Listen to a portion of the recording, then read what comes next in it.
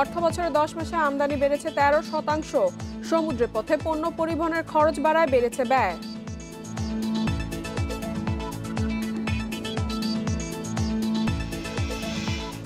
গ্রাহক ভোগান্তি কমাতে ব্যাংক সেবার বিপরীতে মাশুল নির্দিষ্ট করে নির্দেশনা জারি, রোববার থেকেই কার্যকর।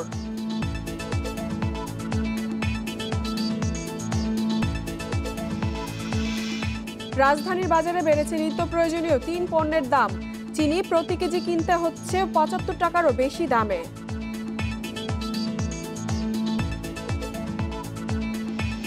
সবাইকে আমন্ত্রণ অর্থনীতি সারাদিনে, আপনাদের সাথে আছে আমি ইফা তারা। শুনছিলেন শিরোনাম, এবারে জানাবো বিস্তারিত।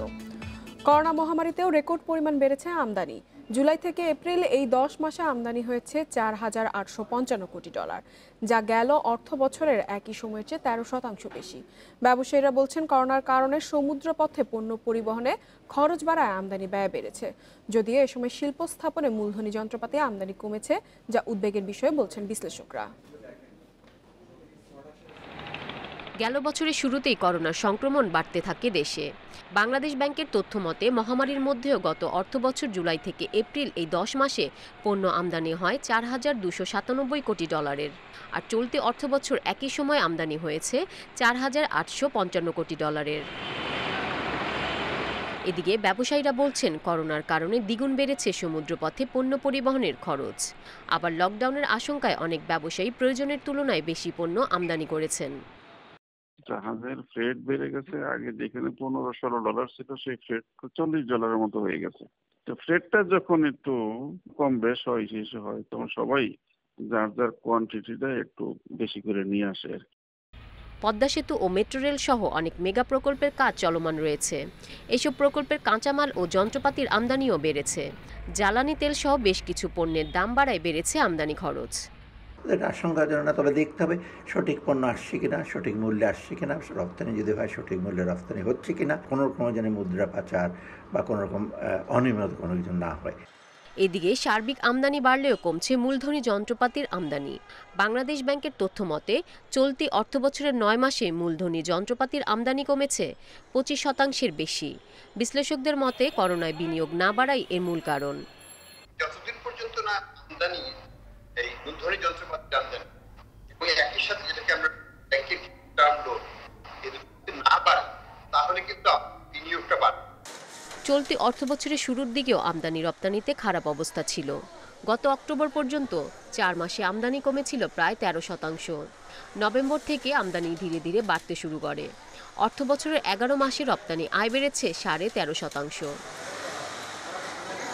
Irin Khatun, independent news, Dhaka. আমদানি রপ্তানি বাণিজ্য নিয়ে আরো বিস্তারিত আলোচনা করতে আমাদের সঙ্গে যুক্ত হচ্ছেন সিপিডির গবেষণা পরিচালক ডক্টর খন্দকার গোলাম মোয়াজ্জেম। স্যার, আপনাকে স্বাগত জানাচ্ছি অর্থনীতি সারাদিনে। আমরা প্রতিবেদনে দেখছিলাম যে গত 10 মাসে প্রায় 13% মতন আমদানি বেড়েছে। তো এই যে উল্লেখযোগ্য হারে আমদানি বেড়েছে, তাহলে কি আমরা বলতে পারি যে করোনার কারণে অর্থনীতিতে যে সংকট তৈরি হয়েছিল তা কিছুটা হলেও কাটতে শুরু করেছে?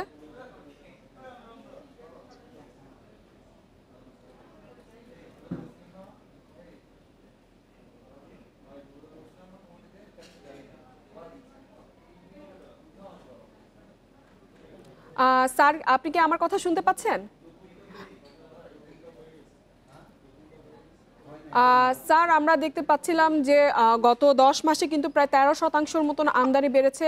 এর ফলে কি আমরা বলতে পারি যে করোনার কারণে অর্থনীতিতে যে একটি সংকট তৈরি হয়েছিল তা কিছুটা হলেও কাটতে শুরু করেছে?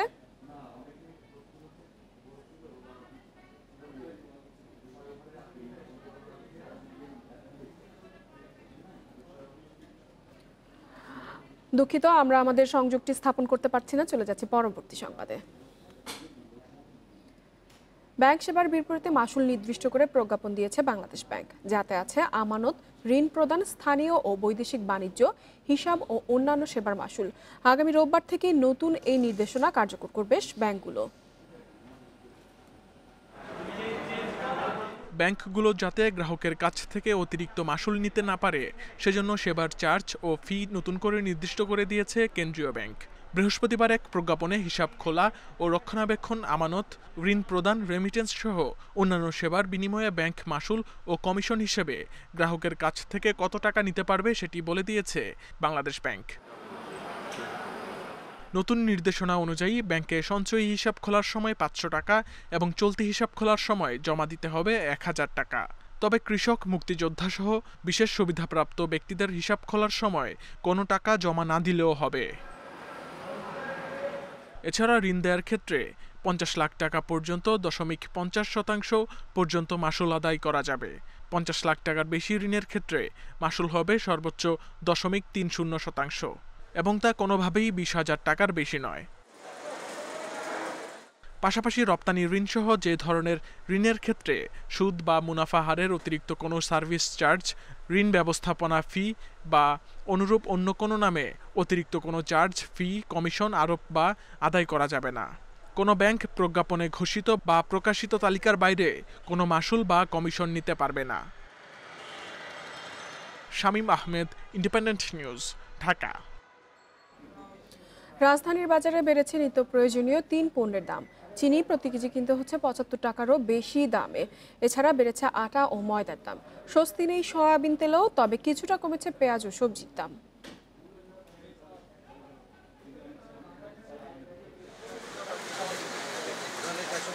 ছুটির দিনে বাজার করতে এসে বাজেটের সাথে নিত্যপণ্যের দাম মেলাতে বেশ হিমশিম খেতে হচ্ছে সীমিত আয়ের লোকজনকে। শুক্রবার রাজধানী কারণ বাজারে দেখা গেছে এই চিত্র। করোনা ভাইরাস তো একটা ডালার একটা গজব, কারণ এটার জন্য মানুষের ইনকাম যেহেতু মনে করেন খুব একটা বেশি নাই, এই তুলনা মানুষের চলাচল পরিবারের ব্যয় বহন করতে গিয়ে আপনার মনে করেন কষ্ট হইতেছে। বাজারে চিনি কিনতে খরচ হচ্ছে আগের চেয়ে বেশি। 7-8 দিন আগে প্রতি কেজি প্যাকেট ও খোলা চিনি 72 টাকায় কেনা গেলেও এখন তা 75-76 টাকা। দাম বেড়ে 2 কেজি ওজনের প্যাকেটজাত আটা বিক্রি হচ্ছে 75 থেকে 80 টাকায়, আর বোতলজাত 1 লিটার সয়াবিন তেল মিলছে 145 থেকে 148 টাকায়। অনেক কিছুর দাম বেড়ে গেছে আর ইনকাম সোর্সও কমে গেছে। এদিকে সরবরাহ ভালো থাকায় কেজিতে 5 টাকা কমেছে পেঁয়াজের দাম। দেশি পেঁয়াজ বিক্রি হচ্ছে 44 থেকে 48 টাকা কেজিতে। তেমন পার্থক্য নেই আমদানি করা পেঁয়াজের। নিত্যপণ্যের দাম নিয়ন্ত্রণে রাখতে কার্যকর বাজার তদারকির দাবি ভোক্তাদের।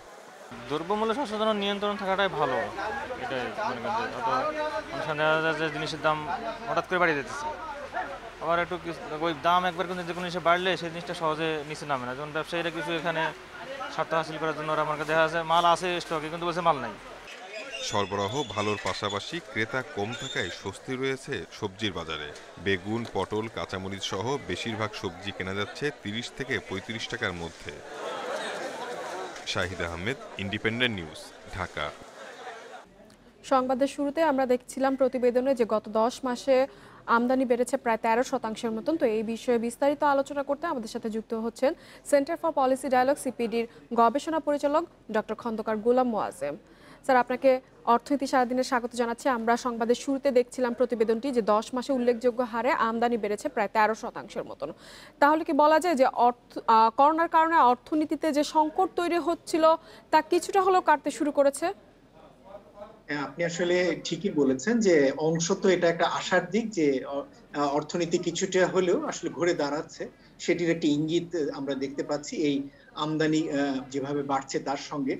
কিন্তু যেভাবে আমরা সাধারণত দেখে থাকি যে আমদানি বৃদ্ধির সাথে সাথে রপ্তানি বৃদ্ধির একটা সম্পর্ক থাকে, অথবা আমদানি বৃদ্ধির সাথে বিনিয়োগের একটি সম্পর্ক থাকে, এই দুটো সম্পর্ক এখনো প্রতিষ্ঠিত হয়নি। বরঞ্চ আমদানি বৃদ্ধির একটা বড় অংশ ঘটেছে খাদ্যপণ্য আমদানি এবং আরেকটি হলো পেট্রোলিয়াম আমদানি। এই দুটো জায়গায় বড় রকমের আমদানি বৃদ্ধি ঘটছে সাম্প্রতিককালে, এবং এর সঙ্গে বৈশ্বিক পর্যায়ে মূল্য বৃদ্ধিও জড়িত। ফলে সবটুকুই যে আসলে অভ্যন্তরীণ চাহিদা বৃদ্ধির কারণে ঘটছে তা না, বৈশ্বিক মূল্য বৃদ্ধির কারণেও এই বৃদ্ধিটি ঘটছে। এর ভিতরে খাদ্যমূল্যের ভিতরে চালের আমদানি 4000% বেড়েছে গত বছরের থেকে, এবং পেট্রোলিয়ামের আমদানি বেড়েছে প্রায় 300%। এই দুটোর ক্ষেত্রে মূল্য বৃদ্ধির একটা সম্পর্ক রয়েছে। এর বাইরে সয়াবিন তেলের আমদানি বেড়েছে প্রায় 28%, সেটিও এখানে একটা ভূমিকা রাখছে।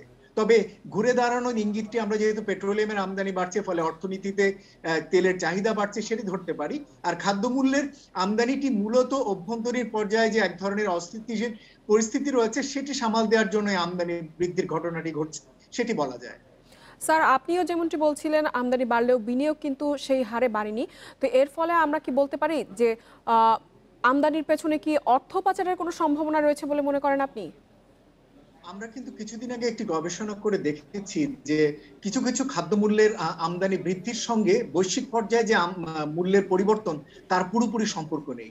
আমরা সয়াবিন তেলের বাজারে দেখেছি যে সয়াবিন তেল এপ্রিল মাসে ৯৯ টাকা আমদানি হয়েছে, সেটাই খুচরা পর্যায়ে প্রায় ১৩০ টাকায় বিক্রি হয়েছে। প্রায় ৩১ টাকার একটা পার্থক্য আমরা অভ্যন্তরীণ পর্যায়ে দেখেছি। ফলে এত বড় বৃদ্ধিটি আসলে হওয়ার কথা না, এবং সেখান থেকে আমাদের আশঙ্কা হয় যে এর সঙ্গে অভ্যন্তরীণ বাজারে হয়তো মূল্যের কিছু কারসাজি রয়েছে।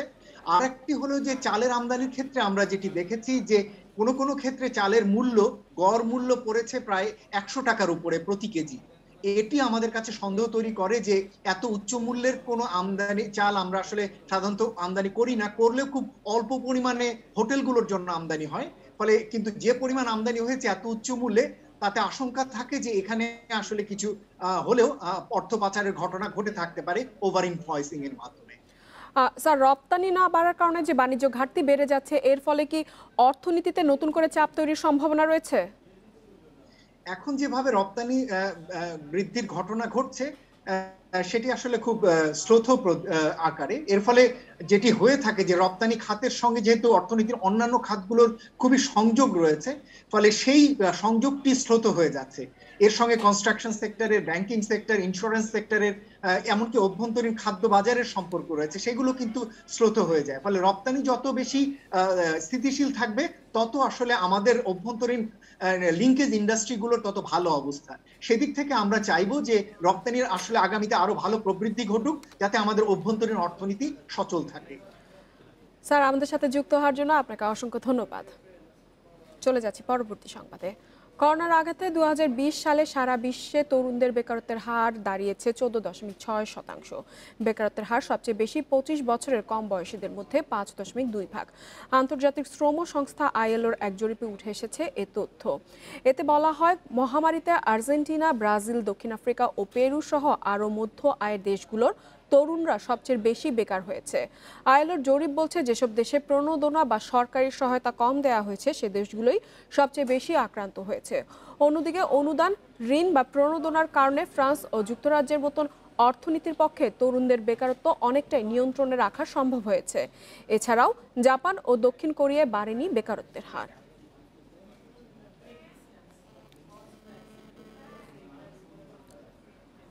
উদ্বেগজনক হারে বেড়েছে শিশুশ্রম।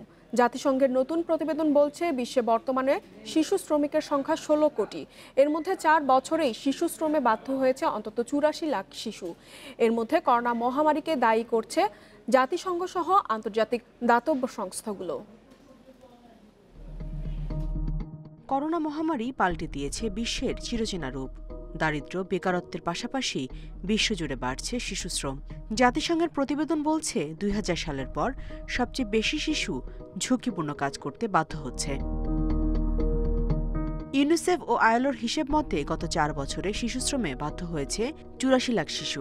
করোনার কারণে 2022 সালের মধ্যে আরও 90 লাখ শিশু এই ঝুঁকিতে রয়েছে। ILOর জরিপ বলছে, এখনই সামাজিক সুরক্ষা নিশ্চিতে কার্যকর পদক্ষেপ না নিলে এই সংখ্যা ছাড়াতে পারে 4.60 লাখ। বিশ্বে মোট শিশু শ্রমিকের অর্ধেকের বয়স 5 থেকে 11 বছর, আর কৃষি খাতে কাজ করা শিশুর সংখ্যা 11.20 লাখ। 2016 সালের তুলনায় ঝুঁকিপূর্ণ কাজে যোগ দেওয়া শিশুর সংখ্যা 65 লাখ থেকে বেড়ে দাঁড়িয়েছে 7.90 লাখ। সাব সাহারান আফ্রিকার পরিস্থিতি সবচেয়ে খারাপ।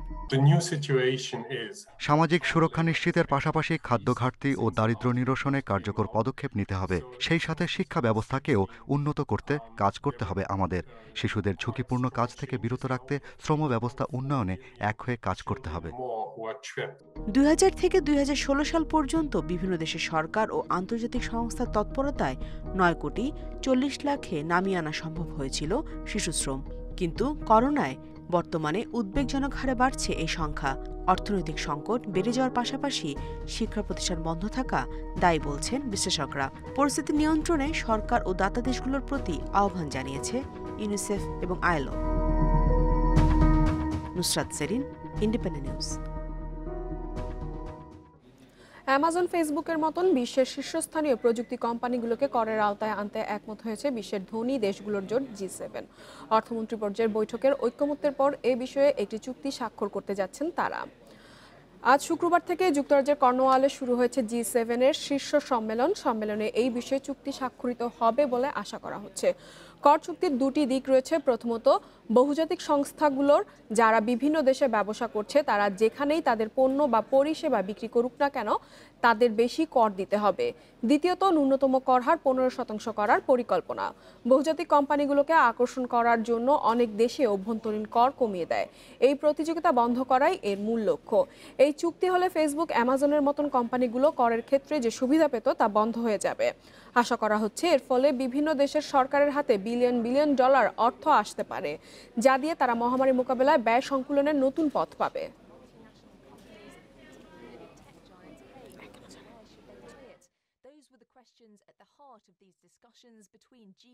আর এই ছিল অর্থনীতি সারাদিনের আজকের আয়োজনে। ইন্ডিপেন্ডেন্ট টেলিভিশনের সব খবর আরও জানতে চোখ রাখুন ফেসবুক, ইউটিউব এবং টুইটারে। আমন্ত্রণ আমাদের পরের আয়োজনে।